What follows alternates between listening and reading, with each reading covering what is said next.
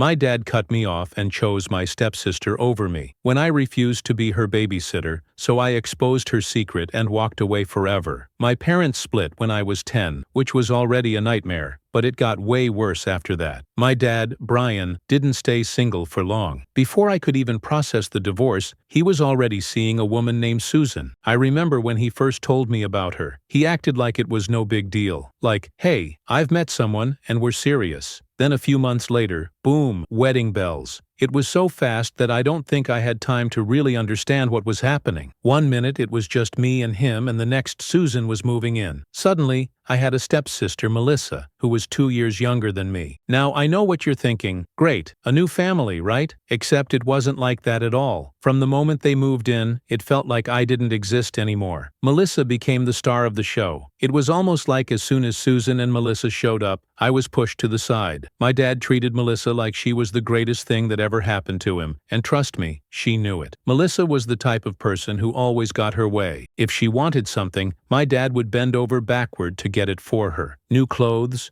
trips to the mall, special dinners. Meanwhile, I was lucky if I got a good job when I brought home straight A's. It felt like I wasn't even there most of the time. He said, maybe, which I thought was promising. But guess what? That same weekend, he took Melissa to some fancy art exhibit because she suddenly decided she was into painting. It didn't matter that we had plans. If Melissa wanted something, that was the priority. It wasn't just the little things either. My whole teenage years were spent watching Melissa get everything handed to her while I had to fend for myself. I can't even count how many times I asked my dad for help with something, only to hear, "Ask Susan," or "Why can't you be more like Melissa?" That last one really stung. If I did anything slightly wrong, like getting home late from school or leaving my room messy, Susan would act like it was the end of the world. But if Melissa did the same thing, no big deal. "Oh, she's just expressing herself," Susan would say. It was so frustrating. The favoritism was real and everyone knew it. I'd hear my friends say stuff like, "Wow, your stepsister really gets everything, huh?" Yeah, no kidding, I was living it. But what really sucked was that no one in my family seemed to care. My dad would just shrug it off whenever I tried to bring it up, and Susan would just give me some fake smile and say, "We're all family here." Sure didn't feel like family to me. I still tried though. I talked to my dad about how I felt like I was being ignored. I remember sitting him down one night and telling him how much it hurt to see him always choosing Melissa over me. His response? He looked at me like I was being overdramatic and said, "Melissa's had a tough time adjusting, Rachel. You need to be more patient." More patient? I'd been patient for 6 years, watching as my dad bent over backward for her while I was left to fend for myself. I just wanted him to understand how much it hurt, but he wasn't hearing it. College was my escape. I moved out at 18, and honestly, I was just relieved to get away from that house. It felt like a fresh start. I could finally live my life without constantly being compared to Melissa or feeling like I didn't matter. Melissa and I didn't talk, and I was okay with that. We weren't close, and I didn't see the point in pretending like we were. Sure, it was a little weird that she was now living so close after years of basically no contact, but I figured our lives didn't have to intersect just because we were in the same place. I mean, I didn't want to, but I felt like it was the right thing to do. So I took a few days to show them around, took them to some good neighborhoods, and pointed out places they might like for groceries, schools, and all that stuff. It was fine. Awkward, but fine. At first it was small stuff. "Hey, can you watch Olivia for an hour while I run to the store?" Or, "Can you take Max for a bit so I can unpack?" I figured it was just temporary while they got settled, so I said yes. Then it started happening more frequently. It went from once or twice a week to almost every day, and it wasn't just an hour here and there. She'd drop the kids off at my place for hours, and then I'd be stuck entertaining them while she was out doing who knows what. I work from home as a graphic designer, so I'm busy during the day, and by the time I'm done, I just want to relax. Instead of getting that time to myself, I was suddenly babysitting her kids almost every night. I'd just be sitting there with 2 kids trying to figure out how to keep them entertained and waiting for her to show up. It was so frustrating. At first, I tried to give her the benefit of the doubt. Maybe she was overwhelmed. Moving to a new city with 2 young kids isn't easy. But then I realized she was just taking advantage of me. If it was a real emergency, okay, I get it. But most of the time, it wasn't. She'd say she had errands to run, but I knew she was just meeting up with friends or doing things she could easily do with the kids. One day I straight up told her, "Melissa, you need to hire a babysitter. I can't keep doing this." She just brushed me off like it wasn't a big deal. "It's just for a little while," she'd say. Or, "I don't trust anyone else with the kids yet." It was always something. And of course, she'd hit me with the "we're family" card, as if that automatically made it okay for her to dump her kids on me whenever she felt like it. I was starting to get really pissed off, but I didn't want to start a huge fight. I kept thinking, okay, just ride it out. Maybe she'll back off. Spoiler, she didn't. It was a big deal, and I was really looking forward to it. I had told Melissa earlier that day that I couldn't babysit that night. I made it super clear. She said, "No problem." So I thought, great, maybe this will finally give her a wake-up call. Fast forward to 6 p.m. I'm getting ready to head out the door when I hear a knock. I open it, and guess who's standing there with 2 kids? Yep, Melissa. She didn't even wait for me to say anything. She just handed me Olivia and Max, said something about being late, and rushed off. I didn't even have a chance to argue. I tried calling her. Of course, nothing. I called Ben too, but he didn't pick up either. So there I was, stuck babysitting my sister's kids,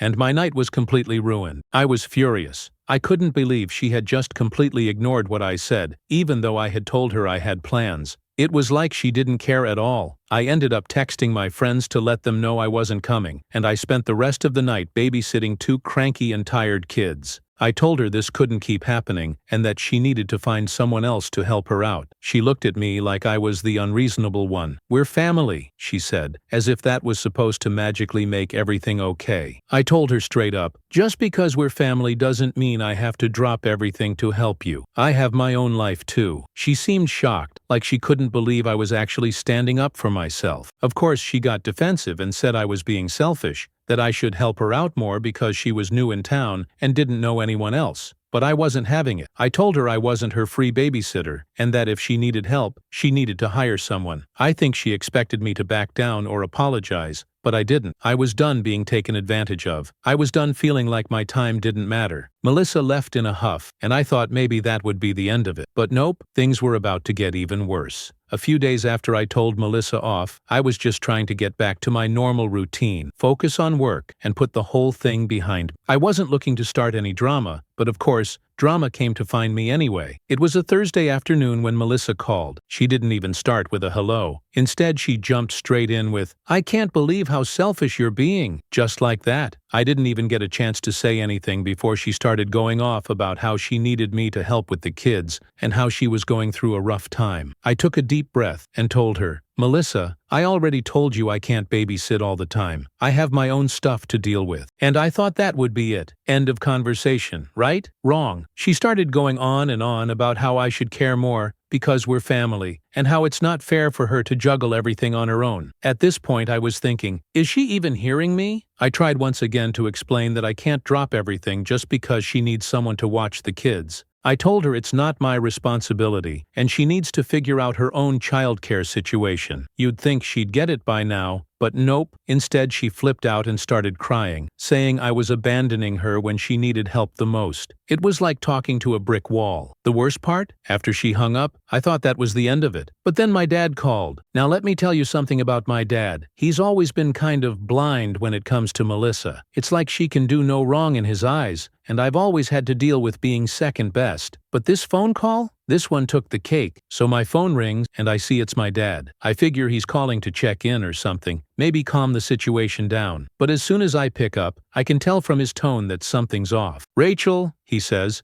"we need to talk about what's been going on with Melissa." I roll my eyes, already knowing where this is going. "Okay, what's up?" I say, trying to keep my cool. He immediately jumps in, saying how upset Melissa is, and how she's been struggling with the move and the kids, and that I should be more understanding. He's talking like Melissa's some kind of saint who's just overwhelmed, and I'm the bad guy for not stepping up. I try to cut in, but he keeps going, saying how disappointed he is in me for not helping out more. She's an adult, and if she can't handle her own kids, she needs to figure that out without dragging me into it. I said it calmly, but inside I was boiling. But then my dad hit me with something I wasn't expecting. He said, "If you don't start helping out more, However, We always had this unspoken understanding that he would help me out if I ever needed it. He paid for my car insurance and chipped in for my rent when I was struggling after graduation. Just that kind of stuff. So when he said he would cut me off, I knew he meant it completely. No more help, no more financial support, nothing. I couldn't believe he was threatening me like that just because I wouldn't babysit for Melissa. Seriously, is that where we are now? I asked. Are you really cutting me off over babysitting? He didn't hesitate to respond, saying, if you're not going to help your family, then yes. That's when I lost it. I snapped back, you know what? Fine, cut me off. I don't need your money. If this is how you're going to treat me, then maybe it's better that we don't talk. I had spent years watching Melissa get everything handed to her while I had to fight for scraps, and now I was being told I was selfish for not wanting to be her free babysitter. I didn't bother arguing anymore. I simply said, I'm done, and hung up. Part of me was furious.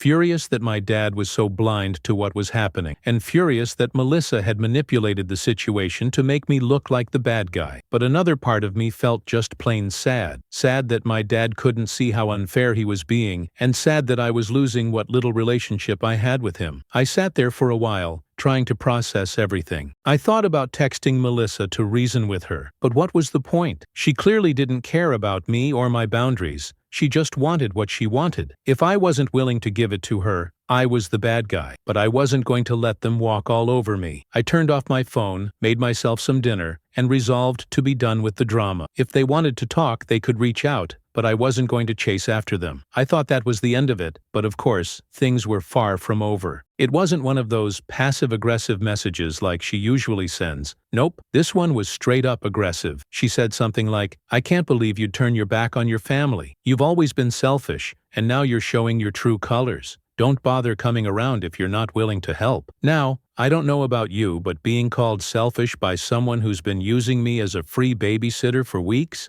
That's rich. I was done with her attitude, and I wasn't going to let her twist the narrative anymore. I texted back, telling her straight up, I've helped you more than enough, and you've done nothing but take advantage of me. I'm not your babysitter. Find someone else. No more tiptoeing around her feelings. No more letting her walk all over me. I was done. But then something weird happened later that day. I got a call from one of my friends, Jessica. She sounded kind of awkward, like she didn't really want to talk about what she was about to say. She said, hey, so I ran into Melissa earlier today at the mall, and she was with some guy. At first I didn't think much of it. Melissa was married to Ben, so maybe she was just hanging out with a friend. But then Jessica kept talking, saying they were acting really close. Like, too close. They were holding hands, and she was pretty sure they kissed. Part of me didn't want to believe it, but Jessica wasn't the type to lie or exaggerate. She was just as shocked as I was. I thanked her for the information, but as soon as Jessica hung up, everything felt different. My mind was suddenly racing with what she'd just told me. She wasn't overwhelmed or struggling with being a mom. She was using me to watch her kids so she could sneak around with this guy. I wasn't about to sit back and let her get away with it, so I made a decision. I was going to expose her. I knew they'd be safe there for a bit. Then I drove over to the mall where Jessica had seen Melissa with the mystery guy. I parked my car and waited. I didn't confront her right then. I wanted to do this the right way, not create a public scene that would blow up in my face. It was probably one of the hardest texts I've ever had to send because I knew it would destroy him, but he deserved to know the truth. Ben thanked me for telling him. He said he was devastated but kind of suspected something was going on. He told me he was going to confront her that night. She tried to twist everything, saying I was just bitter and jealous, and that I wanted to tear her family apart. It was wild. Somehow I was the bad guy for telling the truth. I didn't even bother replying. There was nothing left to say. I knew what I did was the right thing, and no amount of guilt-tripping from Melissa was going to change that. Apparently Melissa had run to him, crying about how I had betrayed her and how I was trying to ruin her marriage.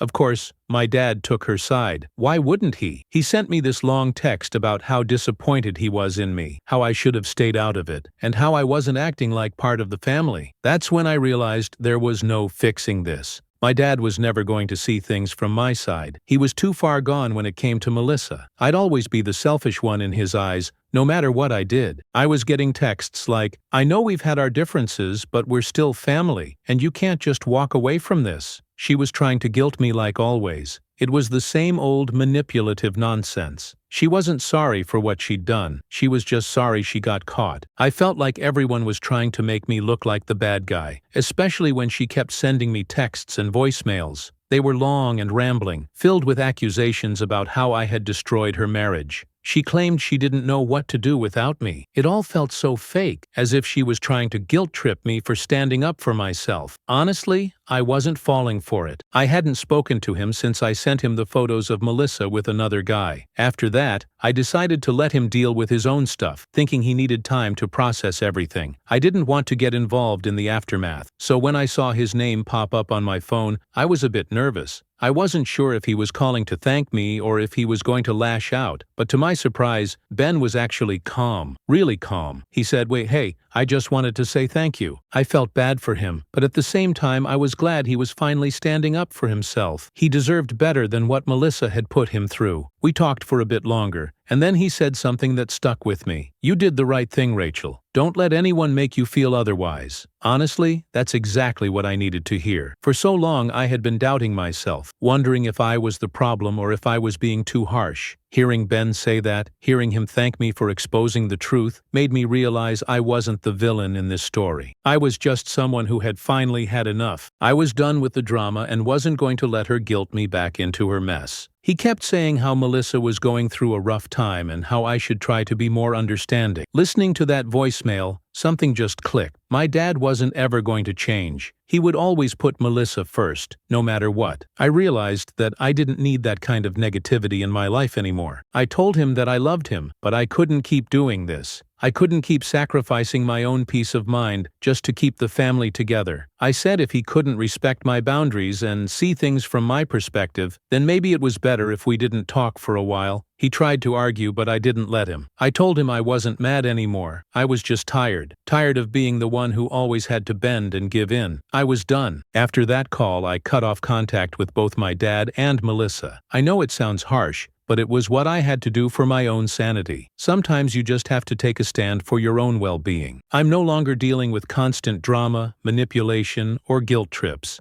I've started focusing on myself and my own happiness, and honestly, it feels pretty damn good. Sure, I miss my dad sometimes, but I don't miss the stress that came with him.